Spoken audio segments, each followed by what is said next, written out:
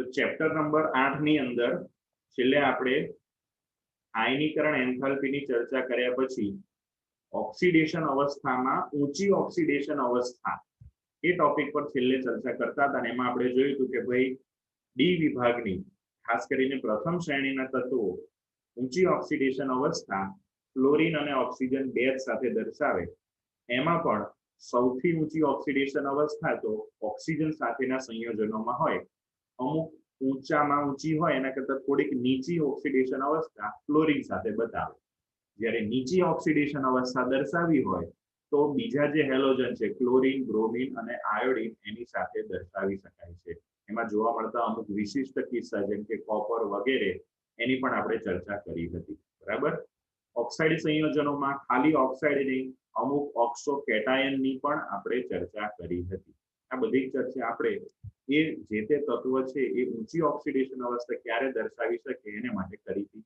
આગળ આ ચેપ્ટરમાં આપણે જઈએ તો નેક્સ્ટ આપણો ટોપિક છે રાસાયણિક પ્રતિક્રિયાત્મકતા અને E0 મૂલ્યો કહેવા એવું માંગે છે કે ભાઈ આ ડી વિભાગના જે તે તત્વો છે એના રાસાયણિક પ્રતિક્રિયાત્મકતા એટલે કે એના રાસાયણિક ગુણધર્મો જે તે તત્વના રિડક્શન પોટેન્શિયલના મૂલ્ય સાથે અમુક રીતે સીધા અથવા તો આડકતરી રીતે સંબંધિત છે બીજા બધામાં કેવું હતું હતું કે ભાઈ એમની ઇલેક્ટ્રોન રચનાને આધારે જે તે બીજા કોઈ તત્વ સાથે હાઇડ્રોજન છે ઓક્સિજન છે હેલોજન એ બધા સાથે પ્રક્રિયા કરે પ્રતિક્રિયાત્મકતા દર્શાવે અહીંયા એનો આધાર એમના રિડક્શન પોટેન્શિયલના મૂલ્ય ઉપર છે જોઈએ ધીમે ધીમે આપણે એની ચર્ચા કરીએ સૌપ્રથમ સંક્રાંતિ ધાતુઓ તેમની રાસાયણિક પ્રતિક્રિયાત્મકતામાં વ્યાપક રીતે પરિવર્તનશીલ હોય છે આપણે અગાઉ જોયું હતું કે ભાઈ એસ અને પી વિભાગના તત્વોના આપણે સંયોજનો લખવો હોય તો સિમ્પલ લખી નાખીએ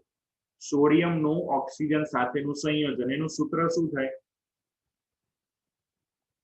સોડિયમના ઓક્સિજન સાથેના સંયોજનનું સૂત્ર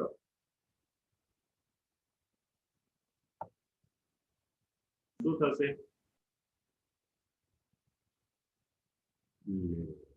ઘણી રહ્યા કેમેસ્ટ્રી ટીડબલ્યુ ક્લિયર કરીશું નીટ ક્લિયર કરીશું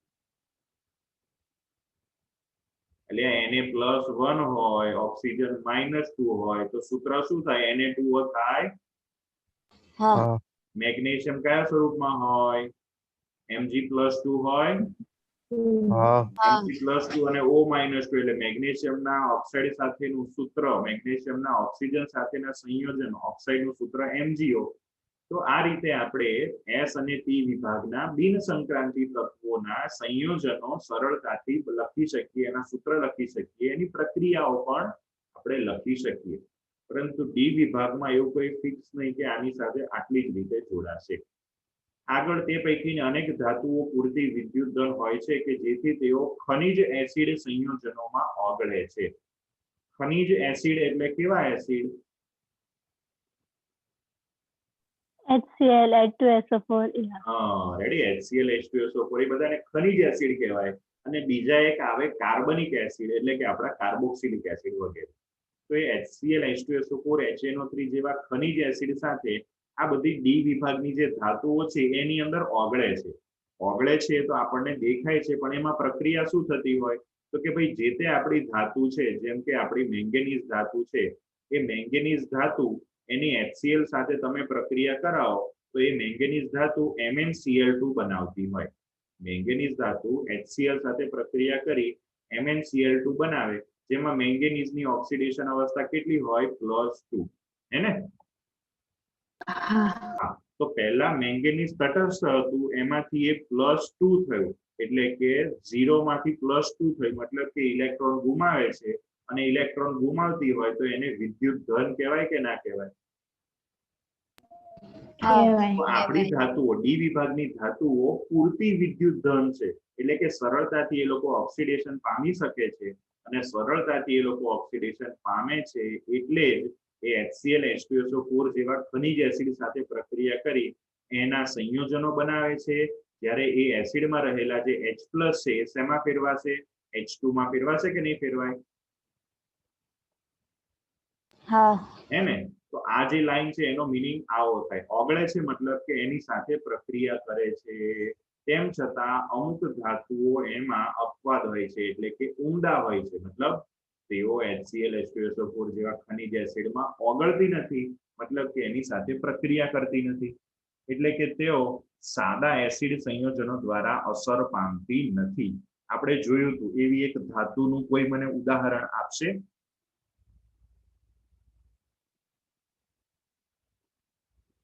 કે જે HCl માં ઓગળતી નથી.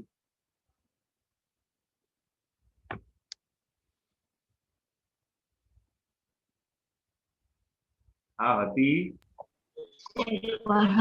કોપરનો રિડક્શન પોટેન્શિયલ કેટલો? 0.34 વોલ્ટ હતો લ્યા.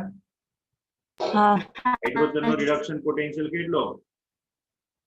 0 0. કોનો રિડક્શન પોટેન્શિયલ વધારે? copper કોપરનો રિડક્શન પોટેન્શિયલ વધારે, તો એનું શું થાય? એનું શું થાય? રિડક્શન reduction Cu+2Cu માં ફેરવાય. એનું રિડક્શન થાય તો હાઇડ્રોજનનું શું થાય? oxidation ઓક્સિડેશન થાય, હે ને? હવે આપણી ધાતુ HCl H2SO4 માં ઓગળે છે, એનો મીનિંગ શું? કે ભાઈ એ એસિડમાં રહેલો H+ H2 માં ફેરવાય, પરંતુ કોપરના કિસ્સામાં શું થાય? H+ H2 માં ફેરવાય છે? ના ભાઈ ના, H2 એ H+ માં ફેરવાય છે. એટલે એવું કહી શકાય કે જે કોપર ધાતુ છે એ કોપર ધાતુ એસિડમાં ઓગળશે નહીં, હે ને? તો જો અહીંયા લખેલું છે કોપર ધાતુ સિવાય પ્રથમ શ્રેણીની ધાતુઓ સાપેક્ષીય રીતે વધુ પ્રતિક્રિયાત્મક હોય છે અને 1 મોલર H+ દ્વારા ઓક્સિડેશન પામે છે. જો કે આ ધાતુઓની હાઇડ્રોજન આયન જેવા ઓક્સિડેશન કરતાઓ સાથે પ્રક્રિયા કરવાના વાસ્તવિક વેગમાં ક્યારેક ઘટાડો થાય છે. એટલે જે તે કોઈ પણ બીજી ધાતુઓ છે એ H+ સાથે પ્રક્રિયા તો કરશે, કોઈક ઝડપથી કરે, કોઈ ધીમી કરશે. ઉદાહરણ તરીકે વ્યવહારમાં ઓરડાના તાપમાને ટાઇટેનિયમ અને વેનેડિયમ Ti અને V મંદ ઓક્સિડેશન કરતા એસિડ સંયોજનો એના પ્રત્યે નિષ્ક્રિય હોય છે, H2SO4 વગેરે, HCl H2SO4 વગેરે. M+2/M માટે E0 ના મૂલ્યો કોષ્ટક 8.2 માં આપેલા છે. એ શ્રેણી દ્વિસંયોજન કેટાયોનો બનાવવાના વલણમાં ઘટાડો સૂચવે છે. એટલે એ મૂલ્ય જોશો તો તમને એની અંદર ખબર પડશે. શું ખબર પડશે? દ્વિસંયોજક કેટાયનો બનવાના વલણમાં ઘટાડો સૂચવે છે. એટલે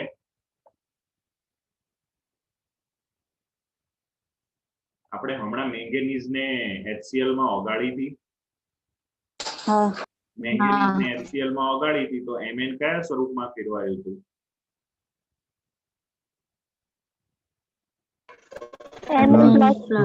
Mn+2 માં ફેરવાયું હતું ને, એટલે Mn નું રૂપાંતરણ Mn+2 માં થયું. આપણને રિડક્શન પોટેન્શિયલ આપેલા છે. રિડક્શન પોટેન્શિયલ એટલે એમાં કયા રિડક્શન પોટેન્શિયલ? તો કે +2 માંથી +1 સ્વરૂપના.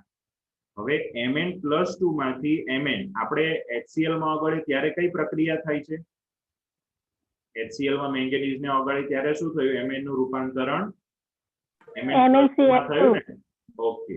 હવે જો આપણને મેંગેનીઝ નો રિડક્શન પોટેન્શિયલ આપેલો છે, તમારી ચોપડીમાં જુઓ તો કોષ્ટક 8.2 માં મેંગેનીઝ નો M+2/M એ રિડક્શન પોટેન્શિયલ કેટલો આપેલો છે?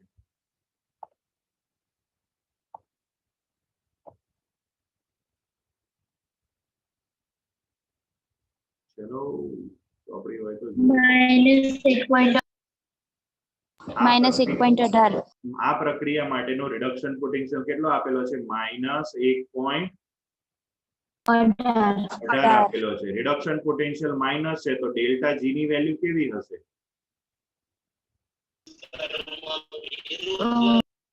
ધન હશે. એટલે પેલું સમીકરણ ભૂલવાનું નહીં માર ભાઈ માર બેન. ડેલ્ટા G બરાબર -NF E0. આ સમીકરણ છેક સુધી આ ચેપ્ટરમાં યાદ રાખવું પડશે, જ્યાં જ્યાં E0 ની જરૂર પડે ત્યારે. તો આપણને E0 રિડક્શન પોટેન્શિયલ નું મૂલ્ય ઋણ આપેલું છે, તો ડેલ્ટા G નું મૂલ્ય કેવું થાય? આ સમીકરણ પરથી ધન થાય. ડેલ્ટા G નું મૂલ્ય આ પ્રક્રિયા માટે ધન છે, તો આ પ્રક્રિયા માટે ડેલ્ટા G, ઊંધી પ્રક્રિયા માટે ડેલ્ટા G નું મૂલ્ય કેવું હશે? ઋણ હશે.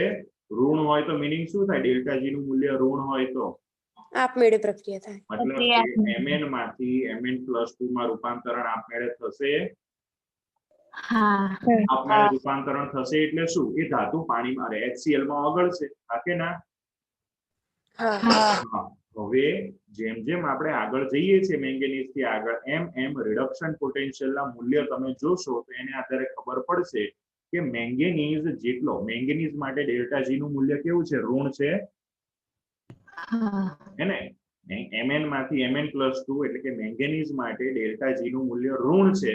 પણ જેમ જેમ આપણે આગળ જઈશું એમ રિડક્શન પોટેન્શિયલ E0 ના મૂલ્યમાં ફેરફાર થતો જશે અને E0 ના મૂલ્યમાં ફેરફાર થતો જશે એમ દરેક ધાતુ માટે ડેલ્ટા જી નું મૂલ્ય ઓછું ને ઓછું ઋણ થશે. ઓછું ને ઓછું ઋણ થાય એનો મીનિંગ શું? તો કે ભાઈ જેટલું વધારે ઋણ એટલી પ્રક્રિયા વધારે સરળતાથી આપમેળે થાય અને જેટલું ઓછું ઋણ એટલી પ્રક્રિયા આપમેળે થવામાં તકલીફ પડે. આપમેળે થવામાં તકલીફ પડે એટલે આપણી પ્રક્રિયા શું છે? તો કે આપણી ધાતુને mn+2 માં એટલે આપણી ધાતુને +2 એટલે કે દ્વિસંયોજક કેટાયનમાં ફેરવવાની. તો જેમ જેમ આપણે આગળ જઈએ છીએ એમ રિડક્શન પોટેન્શિયલના મૂલ્યમાં ફેરફાર આવે છે એમ ડેલ્ટા જી નું મૂલ્ય ઓછું ને ઓછું ઋણ થાય.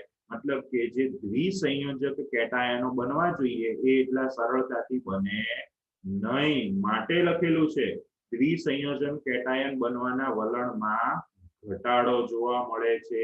હવે ખબર પડી? હા સર.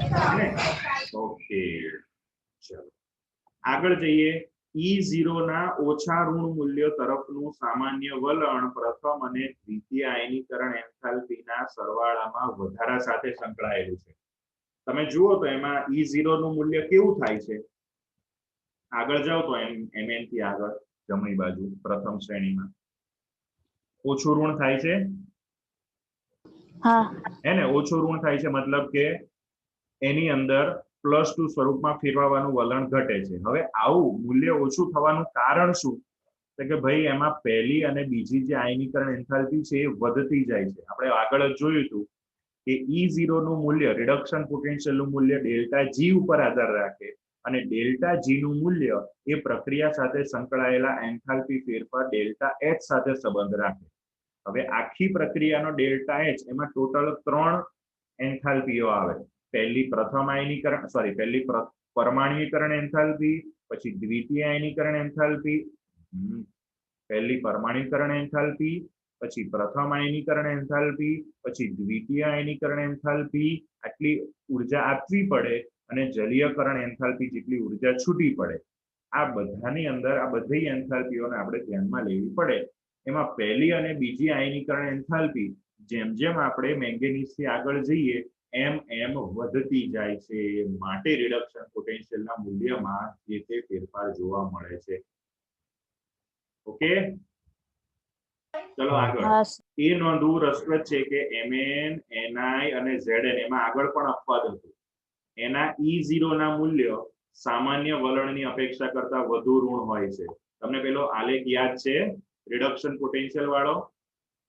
એમાં ઉપર જતું હતું એમ મેંગેનીઝમાં નીચે આવ્યું, પાછું ઉપર ગયું, નિકલમાં પાછું નીચે આવ્યું, પછી કોપરમાં ઉપર ચડ્યું અને પાછું ઝિંકમાં નીચે આવ્યું હતું. યાદ છે આવો આલેખ? હા. એને તો અહીંયા હતો મેંગેનીઝ, પછી અહીંયા હતો નિકલ અને અહીંયા હતો Zn.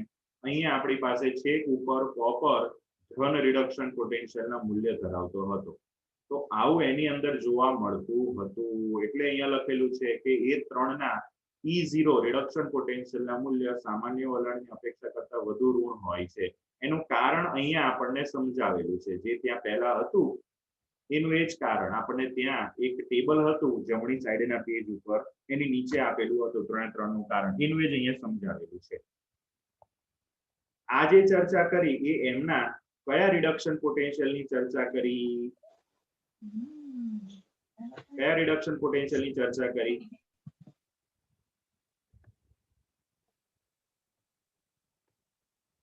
M+2/M સ્વરૂપના. તમારા બધાના સારા માર્ક્સ આવતા લાગે છે એટલે તમે બધા બોલતા બંધ થઈ ગયા છો. એટલે હવે હું જ ખાલી બોલ કરીશ. M+2/M પ્રકારના રિડક્શન પોટેન્શિયલની ચર્ચા કરી હતી. હવે M+3/M+2 એ રિડક્શન પોટેન્શિયલની આપણે ચર્ચા કરીએ. તો કે ભાઈ જલીય દ્રાવણોમાં Mn+3 અને CO+3 આયનો પ્રબળ ઓક્સિડેશન કરતાઓ છે. કેમ પ્રબળ ઓક્સિડેશન કરતાઓ છે?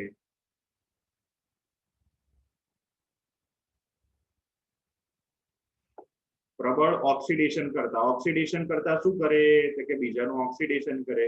બીજાનું ઓક્સિડેશન તો પોતાનું શું કરે? તો કે રિડક્શન કરે. એટલે Mn+3 પોતાનું રિડક્શન Mn+2 માં કરશે. હવે લખ્યું છે શું? તો કે Mn+3 અને CO+3 બંને પ્રબળ ઓક્સિડેશન કરતા, એટલે બીજાનું સરળતાથી ઓક્સિડેશન કરશે. જેટલું બીજાનું સરળતાથી ઓક્સિડેશન એટલું પોતાનું સરળતાથી રિડક્શન. અને પોતાનું સરળતાથી રિડક્શન થવાનું કારણ શું? તો Mn+3 માં જોવા મળતી D4 પ્રકારની ઇલેક્ટ્રોન રચનામાંથી Mn+2 માં જાય ત્યારે D5 પ્રકારની અર્ધપૂર્ણ સ્થાયી ઇલેક્ટ્રોન રચના જોવા મળે છે. D4 કરતા D5 3D4 કરતા 3D5 ઇલેક્ટ્રોન રચના સ્થાયી હોવાથી Mn+3 વધુ સરળતાથી Mn+2 માં રિડક્શન પામશે. તો સામેવાળાનું પ્રબળતાથી ઓક્સિડેશન કરશે. તમને ખ્યાલ આવી ગયો હશે કારણ કે તમે ઘણા ઓબ્જેક્ટ છો. આગળ Pi+2 V+2 અને Cr+3 પ્રબળ રિડક્શન કરતાઓ છે. એનું પર કારણ જોઈ શકાય કે ભાઈ ટિટેનિયમની અંદર Ti+2 ને શું કીધું? પ્રબળ રિડક્શન કરતા. તો એનું પોતાનું શું થતું હશે? ઓક્સિડેશન. એટલે +2 માંથી +3 માં ફેરવાય. ચલો ટિટેનિયમની ઇલેક્ટ્રોન રચના શું આવશે? Ti+2 ની 3D2 3D1 આવશે ને? હા અને એમાંથી +3 એટલે એક ઇલેક્ટ્રોન નીકળી ગયો. હા અને ડી માંથી પણ ઇલેક્ટ્રોન નીકળી ગયા એટલે Ti+3 ની ઇલેક્ટ્રોન રચના કેવી થઈ ગઈ? નિષ્ક્રિય વાયુ જેવી ઓન્લી Ar રહી કે જે સ્થાયી ઇલેક્ટ્રોન રચના છે. માટે Ti+2 સરળતાથી Ti+3 માં ઓક્સિડેશન પામશે. જેટલો એ સરળતાથી ઓક્સિડેશન પામશે એટલું પ્રબળતાથી બીજાનું રિડક્શન કરશે. હે ને? તો આ આપણે એની ઇલેક્ટ્રોન રચનાને આધારે સમજ્યા. જો આપણે પ્રક્રિયાને આધારે જોવું હોય તો ક્રોમિયમનું સમજાવેલું છે કે ભાઈ ક્રોમિયમની H+ સાથે પ્રક્રિયા કરાવો. ક્રોમિયમની H+ સાથે પ્રક્રિયા એટલે શું? તો કે ક્રોમિયમનું એવું સંયોજન કે જેમાં ક્રોમિયમની ઇલેક્ટ્રોન રચના +2 હોય. એ સંયોજનને જ્યારે આપણે કોઈ પણ ખનિજ એસિડમાં નાખીએ કે જેમાં H+ હશે તો સહજ સ્વભાવે શું જોવા મળે છે? તો કે Cr+2 Cr+3 માં રૂપાંતરણ પામે છે. +2 માંથી +3 માં જાય છે એટલે એનું પોતાનું ઓક્સિડેશન. તો H+ નું H2 માં રિડક્શન કરશે. માટે એવું લખ્યું છે કે Cr+2 પણ પ્રબળ રિડક્શન કરતા છે. એટલે મંદ એસિડમાંથી હાઇડ્રોજન મુક્ત કરે છે. મંદ એસિડ એટલે આપણો H+ અને એમાંથી એ હાઇડ્રોજન વાયુ મુક્ત કરે છે. ડન? તો કોઈ પણ આપણો ધાતુ ડી વિભાગની ધાતુ પ્રબળ ઓક્સિડેશન કરતા છે, પ્રબળ રિડક્શન કરતા છે. એ કેવી રીતે નક્કી કરવાનું? તો કે એની ઇલેક્ટ્રોન રચનામાં શું ફેરફાર થાય છે, કયા સ્વરૂપમાંથી કયા સ્વરૂપમાં જાય ત્યારે ઇલેક્ટ્રોન રચનામાં કેવો ફેરફાર થાય છે એને આધારે એ ઓક્સિડેશન કરતા છે કે રિડક્શન કરતા એવું સૈદ્ધાંતિક રીતે નક્કી કરી શકાય. અને જો એની આપણે પ્રક્રિયા કરાવીએ H+ કેવા કોઈ પણ એસિડ સંયોજનોમાં આપણી ધાતુના સંયોજનો નાખીએ ત્યારે શું જોવા મળે છે એને આધારે આ વસ્તુ જોવા મળશે. જો એસિડમાં નાખતા H+ નું H2 માં રૂપાંતર થાય એટલે કે હાઇડ્રોજનનું રિડક્શન થાય તો આપણી ધાતુ ઓક્સિડેશન કરતા. જો એસિડમાં નાખતા હાઇડ્રોજન વાયુ ના મળતો હોય તો આપણી ધાતુ રિડક્શન કરતા થશે. ક્લિયર? હા સર. હા બોલો. આજે Ti+2 ની એની તો ઇલેક્ટ્રોન રચના તો M+2 માં 3D2 ના થાય? હા તમે સર. 3D1 લીધી. ઓકે 3D1 કઈ વાંધો નહીં. તો 3D1 છે. Ti+2 ની કેટલી છે?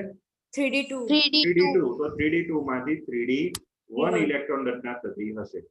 એની હા. અંદર પછી આપણે 0 વાળું નહીં આવે, એ વેનેડિયમમાં કદાચ આવતું હશે, મારી મિસ્ટેક થઈ હશે, હે ને. +2 માંથી હા હા સર Ti +4 માં, સોરી +2 માં ને +2 માંથી +3 ને Ti +4, એટલે +4 માં જાય એટલે D ના બધા ઇલેક્ટ્રોન જતા રહેશે, હા હે નિષ્ક્રિય ને. એટલે ઇલેક્ટ્રોન રચના આપણને શું જોવા મળશે? Only Ar. એ અને હા ઇલેક્ટ્રોન રચના આવડતી હોય તો આની અંદર ખબર પડશે. તો Ti +2 માંથી Ti +4 માં જાય છે, અને વેનેડિયમ +2 માંથી +3 માં જશે. એ જ રીતે ક્રોમિયમ પણ +2 માંથી +3 માં જાય છે, હે ને. તો આ બધી હા. આપણી ચર્ચા કરીએ લોકોના રિડક્શન પોટેન્શિયલ ને આધારે જ તમે જોયું હશે કે એમની પ્રક્રિયાઓ સંકળાયેલી હોય છે. એનો રિડક્શન પોટેન્શિયલ નું મૂલ્ય આપણને ખબર પડી જાય તો એ હવે કેવી પ્રક્રિયા આપશે એ આપણને સરળતાથી ખબર પડે. અને જો તમે નોંધ્યું હોય તો 11મા ધોરણમાં આપણે એક ચેપ્ટર રેડોક્સ પ્રક્રિયાઓ ભણ્યા હતા, યાદ છે? હા એ રેડોક્સ પ્રક્રિયાની અંદર આપણે ઓક્સિડેશન આંકને આધારે ને બધી રીતે આપણે પ્રક્રિયા બેલેન્સ કરતા હતા. હા, એ હા. પ્રક્રિયાની અંદર તમે જોયું હોય ને તો ઘણા ખરા જે સંયોજનો હતા જેનું ઓક્સિડેશન કે રિડક્શન કંઈક થતું હોય એ બધા ડી વિભાગના હતા કે નહીં? હા હા, પી અને એસ વિભાગના તો થોડા હતા, બાકી મોટા ભાગના આવા જ હતા, એને. કેમ કે એસ અને પી વિભાગની અંદર તો આપણે મોસ્ટલી શું થતું હોય છે કે આનો છોકરો આની છોકરી પ્લસ માઇનસ જોડાય અને બીજાનો માઇનસ પ્લસ જોડાય, એ જ રીતનું થતું હોય છે. પણ આ ડી વિભાગના તત્વોમાં એમના ઓક્સિડેશન આંકમાં ફેરફાર થતો હોય છે. છોકરા છોકરીની સાદી સિમ્પલ એક્શન નહીં થતી ધન આયન ઋણ આયનની, પરંતુ એક સંયોજનમાં રહેલી ધાતુ બીજું એવું કોઈ સંયોજન બનાવે કે જેમાં એનો ઓક્સિડેશન આંકમાં ફેરફાર જોવા મળતો હોય છે. કેમ કે આ લોકોમાં આગળ જ આપણે જોયું ડી વિભાગના તત્વોમાં કે અલગ અલગ ઘણી બધી ઓક્સિડેશન અવસ્થા જોવા મળે. માટે માત્ર ધન આયન ઋણ આયનની એક્સચેન્જ આપલે ને બદલે આમાં ઓક્સિડેશનના આંકના ફેરફાર દ્વારા જોવા મળતી રેડોક્સ પ્રક્રિયાઓ પણ ઘણી હોય છે. હવે રેડોક્સ પ્રક્રિયા એટલે રિડક્શન ઓક્સિડેશન, અને રિડક્શન ઓક્સિડેશન માટે એમના રિડક્શન પોટેન્શિયલના મૂલ્ય ધ્યાનમાં લેવા પડે કે ના પડે? હા ઓકે, ચલો.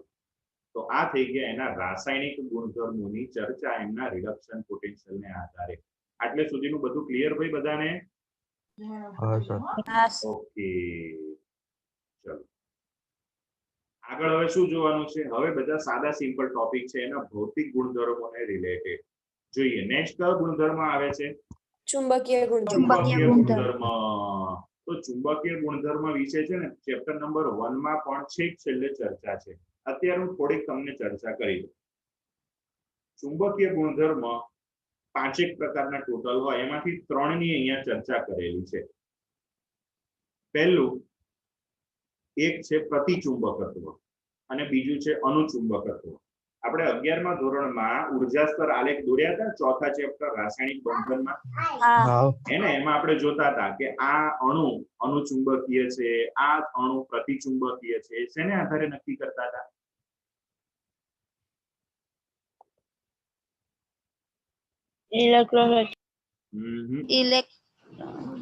અયુગ્મિત ઇલેક્ટ્રોનને આધારે. Very good. તો જો અયુગ્મિત ઇલેક્ટ્રોન હોય તો અનુચુંબકીય, જો બધા જ ઇલેક્ટ્રોન યુગ્મિત હોય તો પ્રતિચુંબકીય.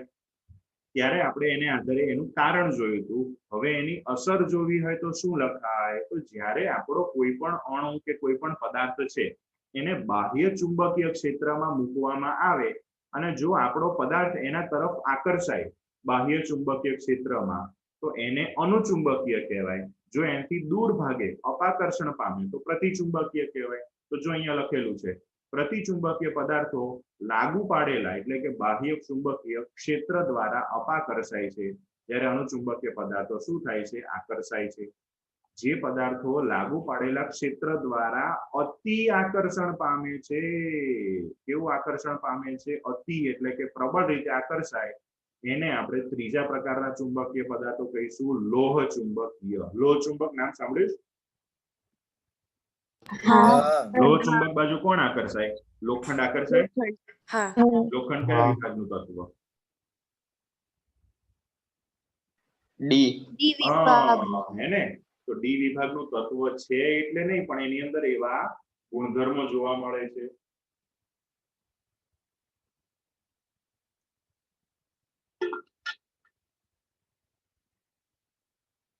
આ જે 3 ચુંબકીય ગુણધર્મો થયા ને, પ્રતિચુંબકીય, અનુચુંબકીય અને લોહચુંબકીય, ચેપ્ટર નંબર 1 માં છેલ્લે આ બધી વસ્તુ ડિટેલમાં આપેલી છે. એ આપણે પહેલો ચેપ્ટર ચાલશે ને ત્યારે જોઈશું. અત્યાર પૂરતું એવું સમજી લો, પહેલા મેઇન બે, અનુચુંબકીય અને પ્રતિચુંબકીય. અનુચુંબકીય એટલે શું? અયુગ્મિત ઇલેક્ટ્રોન હોય. અયુગ્મિત ઇલેક્ટ્રોન હોય. અને પ્રતિચુંબકીય એટલે અયુગ્મિત ઇલેક્ટ્રોન ના હોય. અયુગ્મિત ઇલેક્ટ્રોન ના હોય. અયુગ્મિત એટલે એકલા એકલા ઇલેક્ટ્રોન. અયુગ્મિત ના હોય મીન્સ બધા યુગ્મિત જોડમાં હશે. હા. હા. તો એ અનુચુંબકીય પદાર્થો બાહ્ય ચુંબકીય ક્ષેત્રમાં આકર્ષાય, પ્રતિચુંબકીય પદાર્થો અપાકર્ષાય. પણ એ થોડા થોડા. અનુચુંબકીય થોડોક આકર્ષાય, પ્રતિચુંબકીય થોડોક અપાકર્ષણ પામે. પણ જો એ આકર્ષણની માત્રા બહુ વધારે હોય, અનુચુંબકીય પદાર્થની બાહ્ય ચુંબકીય ક્ષેત્રમાં આકર્ષણની માત્રા બહુ વધારે હોય તો એને લોહ ચુંબકીય પદાર્થ કહેવાય. એને એટલે જો અહીંયા લખેલું છે કે વાસ્તવમાં તો લોહ ચુંબકત્વ એ અનુચુંબકત્વનું ચરમ એટલે કે છે ટોપ લેવલનું સ્વરૂપ છે. મોટા ભાગના સંક્રાંતિ ધાતુ આયનો કેવા હોય છે? અનુચુંબકીય હોય છે. એમાંના અમુક અનુચુંબકત્વ એટલું બધું વધી જાય કે લોહ ચુંબકીય થઈ જાય. કારણ એના માટેનું હમણાં આપણે જોયું એ જ, અનુચુંબકત્વ અયુગ્મિત ઇલેક્ટ્રોનની હાજરીના કારણે ઉત્પન્ન થાય છે. કેમ એવું થાય છે? તો ઇલેક્ટ્રોન ક્યાં હોય?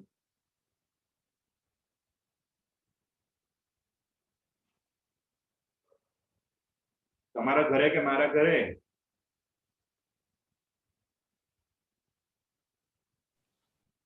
કક્ષામાં.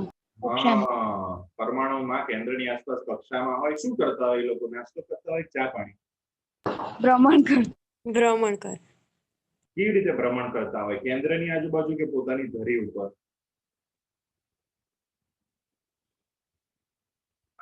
બંને. બંને રીતે, હે ને? સારું. ઇલેક્ટ્રોન ઉપર વીજભાર હોય? હા હોય. હું નહીં કહેતો, ફિઝિક્સ વાળા બધા વૈજ્ઞાનિકો એવું કહે છે કે જ્યારે કોઈ પણ વીજભાર ધરાવતો કણ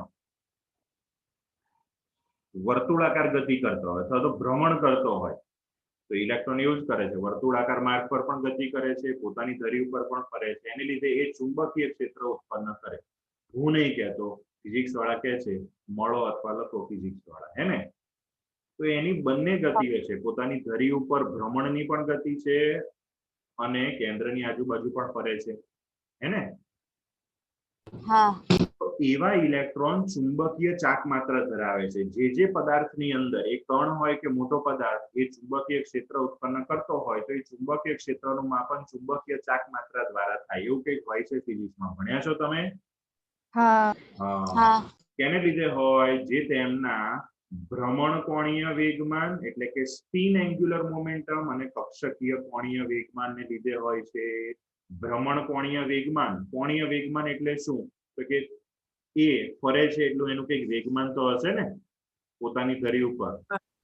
પોતાની ઉપર ધરી ઉપર ફરે છે એની લીધે જે વેગમાન હોય એને કહેવાય સ્પિન એન્ગ્યુલર મોમેન્ટમ. ભ્રમણ કોણીય વેગમાન અને પેલું એન્ગ્યુલર મોમેન્ટમ એટલે કે કક્ષકીય કોણીય વેગમાન. ખ્યાલ આવી ગયો આટલી વસ્તુમાં? હે ને? આ બંને હોય છે. સંક્રાંતિ ધાતુઓની પ્રથમ શ્રેણીના સંયોજનો માટે કક્ષકીય કોણીય વેગમાનનો ફાળો અસરકારક રીતે સમિત થાય છે અને તેથી તેની કોઈ અર્થ સૂચકતા રહેતી નથી. કક્ષકીય કોણીય વેગમાન એટલે કેન્દ્રની આજુબાજુ જે ફરે છે એ. કેમ કે પ્રથમ શ્રેણીમાં અયુગ્મિત ઇલેક્ટ્રોન એટલે કે એકલા એકલા ઇલેક્ટ્રોન ક્યાં જોવા મળશે?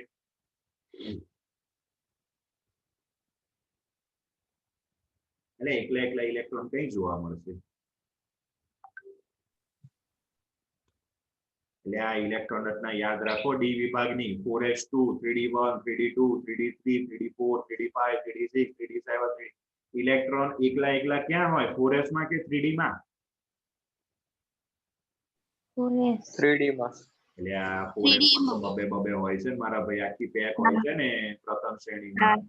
તો અયુગ્મિત ઇલેક્ટ્રોન 1 અથવા 2 3 4 કે 5 અયુગ્મિત ઇલેક્ટ્રોન ડી માં હશે. હવે એસ કક્ષક ગોળાકાર છે એટલે ઇલેક્ટ્રોન બધે મસ્ત ફરતો હોય, પણ ડી કક્ષક થોડી ગોળાકાર છે. એટલે એમાં એનું જે કક્ષકીય કોણીય વેગમાન છે એનો એટલો બધો ફાળો ના હોય ચુંબકત્વમાં. જે અનુચુંબકત્વ દર્શાવવાનું એમાં એ પોતાની શું કહેવાય કેન્દ્રની આજુબાજુ ફરવા વાળી જે વેગમાન છે ને કક્ષકીય કોણીય વેગમાન એનો એટલો બધો ફાળો ના હોય. જે પણ એના અયુગ્મિત ઇલેક્ટ્રોન દ્વારા ચુંબકીય ક્ષેત્ર ઉત્પન્ન થાય છે એ કોને લીધે હોય? ભ્રમણ કોણીય વેગમાનને લીધે હે ને. આ માટે ચુંબકીય ચાક માત્રાને અયુગ્મિત ઇલેક્ટ્રોનની સંખ્યા દ્વારા નક્કી કરવામાં આવે તેની ગણતરી ભ્રમણ માત્ર સૂત્ર દ્વારા સ્પિન ઓનલી ફોર્મ્યુલા કહેવાય. જો એનું સૂત્ર આ છે રેડી. પહેલા પણ કદાચ મેં તમને 11માં આપેલું હોય તો ખબર નહીં. તો આ અયુગ્મિત ઇલેક્ટ્રોનની સંખ્યાને આધારે જે તે તત્વની ચુંબકીય ચાક માત્રાનું સૂત્ર છે મ્યુ બરાબર √n × n + 2. n શું છે તો કે અયુગ્મિત ઇલેક્ટ્રોનની સંખ્યા, મ્યુ શું છે તો કે ચુંબકીય ચાક માત્રા, અને આ ચુંબકીય ચાક માત્રા મ્યુ નો એકમ છે બોર મેગ્નેટોન. હેને? હા ઓકે. હા હવે આ સૂત્રમાં હવે ડી ના કેટલા પ્રકાર? 10 5 પ્રકાર હેને? હા હા 5 પ્રકાર. દરેકમાં ઇલેક્ટ્રોન કેટલા આવે? 2 બે ઇલેક્ટ્રોન બે. આવવાના ને? હા ઓકે. તો ચલો ડી માં ધારો કે 1 ઇલેક્ટ્રોન હોય તો આવા તત્વોમાં અયુગ્મિત ઇલેક્ટ્રોન કેટલા? 1 ચલો 2 ઇલેક્ટ્રોન હોય તો અયુગ્મિત ઇલેક્ટ્રોન કેટલા? 2 ડી માં 3 ઇલેક્ટ્રોન હોય તો અયુગ્મિત ઇલેક્ટ્રોન કેટલા? 3 ચલો ડી માં 4 ઇલેક્ટ્રોન હોય તો અયુગ્મિત ઇલેક્ટ્રોન કેટલા? 4 ડી માં 5 ઇલેક્ટ્રોન હોય તો અયુગ્મિત ઇલેક્ટ્રોન કેટલા? ડી માં 6 ઇલેક્ટ્રોન હોય તો અયુગ્મિત ઇલેક્ટ્રોન કેટલા? 4. હે ને? ચાર. પેલા બંને તો જોડમાં થઈ ગયા હવે 4 જ રહ્યા. ડી માં 7 ઇલેક્ટ્રોન હોય તો અયુગ્મિત ઇલેક્ટ્રોન કેટલા? 3 ડી માં 8 ઇલેક્ટ્રોન હોય તો અયુગ્મિત ઇલેક્ટ્રોન કેટલા? ડી માં 9 ઇલેક્ટ્રોન હોય તો અયુગ્મિત ઇલેક્ટ્રોન કેટલા? અને ડી માં 10 ઇલેક્ટ્રોન હોય તો અયુગ્મિત ઇલેક્ટ્રોન કેટલા? હે ને? એટલે ડી કક્ષકમાં અથવા તો ડી વિભાગના તત્વોમાં અયુગ્મિત ઇલેક્ટ્રોનની સંખ્યા ઓછામાં ઓછી 0 અને વધુમાં વધુ કેટલી થાય? 5 થશે. આ 0 થી લઈને 5 સુધીના મૂલ્યો જો આપણે ઉપર રહેલા mu = n × n + 2 એ સૂત્રની અંદર આપણે મૂકીએ. 5 જ કિંમતો મૂકવાની છે તો એને આધારે આપણને ચુંબકીય ચાક માત્રાના અલગ અલગ મૂલ્ય મળે કે ના મળે? જો 0 મૂકીએ તો mu નું મૂલ્ય કેટલું મળશે? ચુંબકીય ચાક માત્રાનું 0. 1 મૂકીએ તો 1.73, 2 મૂકીએ તો 2.84, 3 મૂકીએ તો 3.87, 4 મૂકીએ તો 4.90, 5 મૂકીએ તો 5.92. હે ને? એક્ઝામમાં આ 5 મૂલ્ય યાદ રાખી લેવાના. ગણતરી કરવાની કોઈ જરૂર નહીં, કેમ કે એક્ઝામમાં તમને ક્વેશ્ચન પૂછશે શું તો કે Cr+2 માં અયુગ્મિત ઇલેક્ટ્રોનની સંખ્યા શોધો. તો કેવી રીતે? અથવા તો Cr+2 ની ચુંબકીય ચાક માત્રા શોધીને આપો. તો કેવી રીતે શોધવાની? તો કે પહેલું તો Cr+2 ની ઇલેક્ટ્રોન રચના ખબર હોવી જોઈએ. એની ઇલેક્ટ્રોન રચનામાં 3D માં 4 ઇલેક્ટ્રોન છે એટલે અયુગ્મિત ઇલેક્ટ્રોન કેટલા થયા? 4. પછી સૂત્ર મૂકવાનું mu બરાબર √n × n + 2, n બરાબર 4 મૂકવાના. ગણતરી કરી કેલ્ક્યુલેટરમાં શોધવાનું નહીં, પ્રેમથી ડાયરેક્ટ જવાબ લખી દેવાનો 4.92 બોર મેગ્નેટોન. ક્લિયર? હે ને? તો આ રીતના તમને પૂછતા હોય છે. તો આ બધી આપણે ચર્ચા કરી એમના ચુંબકીય ગુણધર્મો વિશેની. આગળ બીજા જે અમુક ગુણધર્મો રહ્યા છે મિશ્ર ધાતુ વગેરે એની ચર્ચા આપણે આના પછીના નેક્સ્ટ લેક્ચર્સમાં કરીશું. ત્યાં સુધી પહેલેથી લઈને આ ચેપ્ટર ફરી એકવાર થોડું કરીને વાંચી લેજો. રોજ પહેલેથી વાંચવાનું શરૂ કરજો. વારે ઘડીએ વંચાશે તો જ આ ચેપ્ટરનું બધું યાદ રહેશે, મગજમાં ફિટ થશે. તો ફરી મળીએ, ત્યાં સુધી બધાને જય સ્વામિનારાયણ.